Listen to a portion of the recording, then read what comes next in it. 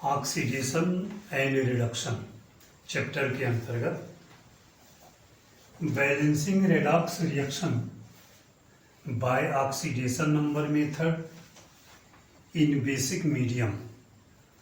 Basic medium में oxidation number method से redox reaction की बैलेंसिंग हम लोग देखेंगे इस वीडियो के अंतर्गत। जैसे कोई इक्वेशन है और उसकी बैलेंसिंग कैसे करेंगे इस मेथड से।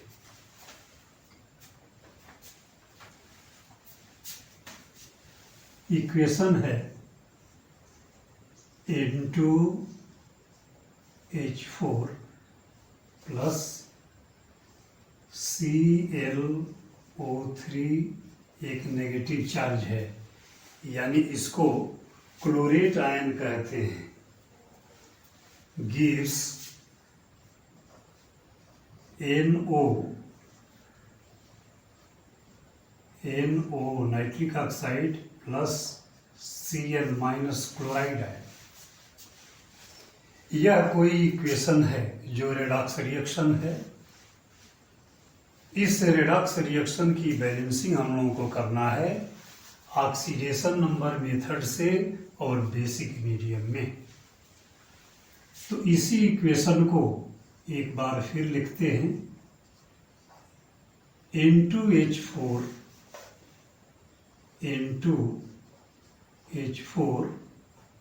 Plus ClO3 minus gives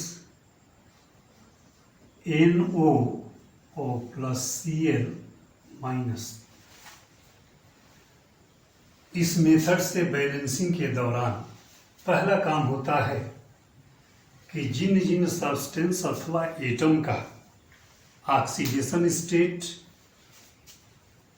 increase अथवा डिक्रीज किया है, जो भी परिस्थिति है, ऑक्सीडेशन स्टेट की मेंशनिंग कर दें। तो पहले यह काम करने के लिए जैसे N2H4 है, इसमें नाइट्रोजन का ऑक्सीडेशन स्टेट जानना चाहते हैं।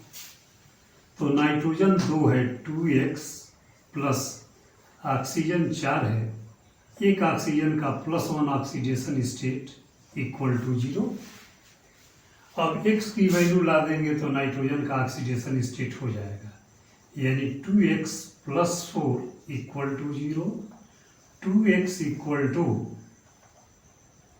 -4, x equal to -4/2 equal to -2। यानी इस N2H4 में नाइट्रोजन का ऑक्सीडेशन स्टेट -2 है, यह पता चल गया। यहाँ नाइट्रोजन का ऑक्सीडेशन स्टेट कितना है भाई? तो नाइट्रोजन का अगर x मान लिया जाए तो ऑक्सीजन भी एक ही है -2 इक्वल टू 0। ऑक्सीजन का ऑक्सीडेशन स्टेट -2। अब यही होगा x -2 equal to 0, x equal to +2। यानी यहाँ नाइट्रोजन का ऑक्सीडेशन स्टेट +2 हो गया। यहाँ -2 है, यहाँ +2 हो गया। अब ऐसे ही यहाँ का क्लोरीन का ऑक्सीडेशन स्टेट कितना है तो इसको भी जान लेंगे। तो ClO3 माइनस क्लोरेट आयन, इसमें क्लोरीन का ऑक्सीडेशन स्टेट कितना है? तो क्लोरीन का अगर x मान लिया जाए तो x प्लस 3 इंटू -2, 3 यह नंबर है, -2 ऑक्सीजन का ऑक्सीडेशन स्टेट है, मल्टीप्लाई कर दिए, इक्वल टू इसका एक नेगेटिव चार्ज है -1। x की वैल्यू लाएंगे तो x -6 equal to -1, x equal to +6 -1, x equal to +5। यानी क्लोरेट आयन में क्लोरीन का ऑक्सीडेशन स्टेट +5 है, तो इसकी भी मेंशनिंग कर दी। और यहाँ क्लोरीन का -1 है। ऑक्सीडेशन स्टेट की मेंशनिंग इसलिए कर देते हैं कि पता चल जाए कि किस सब्सटेंस का ऑक्सीडेशन स्टेट इंक्रीज किया है और किस सब्सटेंस का ऑक्सीडेशन स्टेट डिक्रीज किया है। जब ऐसा हो जाए तो जहां ऑक्सीडेशन स्टेट इंक्रीज कर रहा है उसको ऊपर की लाइन से, और जहां ऑक्सीडेशन स्टेट डिक्रीज कर रहा है उसको नीचे की लाइन से ऐसे डिमॉन्स्ट्रेट कर देते हैं। इतना काम करने के बाद अब ऑक्सीडेशन स्टेट को कंपेयर करते हैं कि किस स्पीसीज के ऑक्सीडेशन स्टेट में कितना इंक्रीज अथवा डिक्रीज हुआ है। ऐसा करने के लिए जिन दो एटम्स को कंपेयर करेंगे उनका नंबर जो है बराबर होना चाहिए। जैसे नाइट्रोजन यहाँ 2 है, यहाँ नाइट्रोजन 1 ही है, तो इसको इक्वलाइज करने के लिए यहाँ 2 से मल्टीप्लाई कर दी। यहाँ क्लोरीन 1 ही है, यहाँ भी क्लोरीन 1 ही है, यह ठीक है। अब यहाँ पर दोनों नाइट्रोजन का ऑक्सीडेशन स्टेट देखेंगे। एक नाइट्रोजन का ऑक्सीडेशन स्टेट -2 आया है, तो दोनों का ऑक्सीडेशन स्टेट -4 हो जाएगा। और यहाँ पर एक नाइट्रोजन का ऑक्सीडेशन स्टेट +2 है और 2 से यह मल्टीप्लाई है, तो यह ऑक्सीडेशन स्टेट एक का तो +2 है, दोनों का मिलकर के +4 हो जाएगा। यानी ऑक्सीडेशन स्टेट -4 से +4 इंक्रीज किया है। तो यहाँ से यहाँ तक इंक्रीज करने में 8 बढ़ा है, 4 बढ़ेगा तो ये 0 होगा, फिर 4 आगे जाएगा। यानी इससे इसको अटेंड करने में ऑक्सीडेशन स्टेट 8 की वृद्धि है। तो जितना बढ़ा हुआ रहेगा यहाँ ऊपर मेंशन कर देंगे, increase in oxidation state equal to 8। जितना ऑक्सीडेशन स्टेट इंक्रीज किया है उसकी मेंशनिंग कर दिए। वैसे ही कितना ऑक्सीडेशन स्टेट डिक्रीज किया है यह भी मेंशन करेंगे। यहाँ एक क्लोरीन का +5 है और यहाँ एक क्लोरीन का -1 है, तो +5 से माइनस तक आने में 6 जो है डिक्रीज हो रहा है। +5 से -6 यानी 6 जब घटेगा +5 से तो तब जाके -1 आएगा। यानी यहाँ डिक्रीज कितना हो रहा है, decrease in oxidation state equal to 6 बढ़ गया, सॉरी घट गया। अब ऐसे नंबर से मल्टीप्लाई कर देंगे, यह चेक करने के लिए है, इसको अवॉइड कर देंगे। अब ऐसे नंबर से मल्टीप्लाई करेंगे कि ऑक्सीडेशन स्टेट का इंक्रीज होना और ऑक्सीडेशन स्टेट का डिक्रीज होना ये दोनों बराबर हो जाए।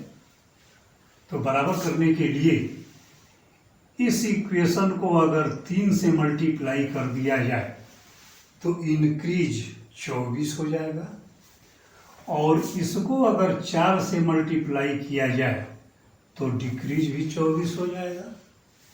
जिस नंबर से मल्टीप्लाई के लिए इंडिकेट किए हैं उन पार्टिसिपेंट्स को उस नंबर से मल्टीप्लाई करके फिर से इक्वेशन को लिख दीजिए।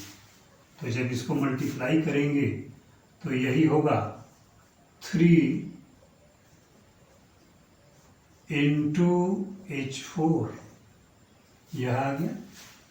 यहाँ 3 से मल्टीप्लाई प्लस, अब इसको लिखना है तो यह 4 से मल्टीप्लाई है तो 4ClO3 माइनस गिव्स। अब इसको लिखना है तो यह 3 से मल्टीप्लाई है, यानी जब यह 3 से मल्टीप्लाई होगा 6NO। अब इसको लिखना है 4 से मल्टीप्लाई है प्लस 4Cl माइनस, जिससे मल्टीप्लाई के लिए इंडिकेट किए हैं उससे मल्टीप्लाई करके इक्वेशन को पुनः लिख दिए। जब इक्वेशन हो गया तो तब चार्ज की बैलेंसिंग करेंगे हाइड्रोक्सिल आयन से। इधर का चार्ज है एक नेगेटिव है, लेकिन 4 से मल्टीप्लाई है यानी -4 हो गया। एक नेगेटिव यहाँ भी है, यह भी 4 से मल्टीप्लाई है, -4, चार्ज बैलेंस हो गया। जब चार्ज बैलेंस हो गया तो ऑक्सीजन की बैलेंसिंग करेंगे। तो ऑक्सीजन 4 3 जा 12, 12 जो है रिएक्टेंट में है और ऑक्सीजन 6 ही प्रोडक्ट में है। फिर से देख लें, 4 3 या 12, ऑक्सीजन रिएक्टेंट साइड में 12 है, प्रोडक्ट साइड में 6 ही है। तो उसको बैलेंस करने के लिए जिधर कम पड़ रहा है उधर, और जितना कम पड़ रहा है ऑक्सीजन उतना H2O ऐड कर देंगे। अब देखिए ऑक्सीजन बैलेंस हो गया, ऑक्सीजन 6 यहाँ है, 6 यहाँ है। जब ऑक्सीजन बैलेंस हो गया तो हाइड्रोजन देख लेंगे। हाइड्रोजन जो है बैलेंस होना चाहिए, इसलिए कि बेसिक मीडियम में जब ऑक्सीजन तक बैलेंसिंग करते हैं तो लास्ट में हाइड्रोजन स्वयं बैलेंस हो जाता है। 6 2 जा 12, हाइड्रोजन जो है 12 है इधर, 4 3 जा 12 बैलेंस हो गया। अब यह जो इक्वेशन है ion electron oxidation number method से बेसिक मीडियम में बिल्कुल बैलेंस्ड इक्वेशन है।